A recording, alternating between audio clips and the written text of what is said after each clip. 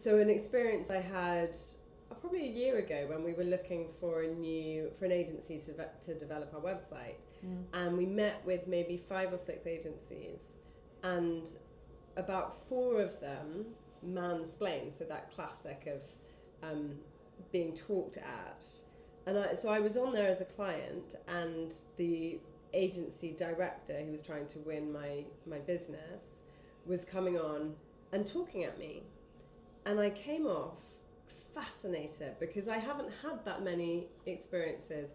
And my first thought was, like, poor guy, he has no idea what he did to absolutely lose every chance he could have at the business.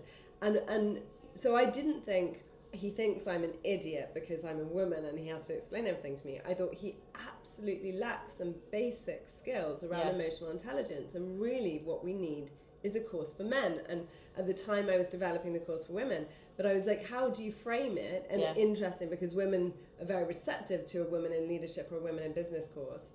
What would you call a course that is for men, saying, you know, we live in a much more balanced world.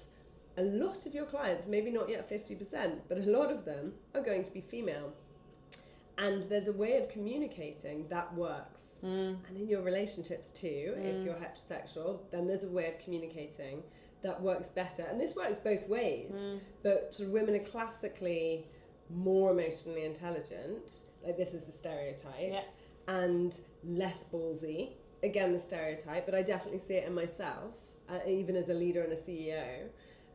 And so I think that for me, I go to what are the gender stereotypical, but stereotypical for a reason because they actually happen a lot, issues and challenges that we have.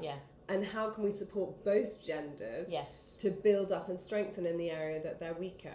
And so for me, that's where I go to in my head of, like, oh, here we have a male and actually they have no idea that they're alienating 50% of their audience because they're coming across as patronizing, they're not listening, they're not asking open questions.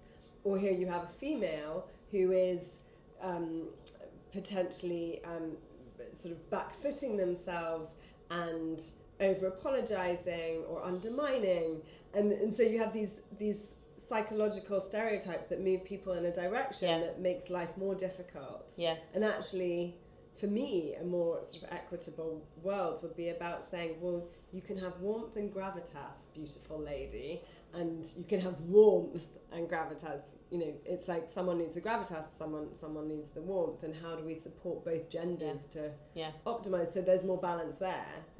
Whilst being true to their differences, because there's so much us women can learn from men, and there's so much men can learn from women, and actually as humans we can all learn from each other as well.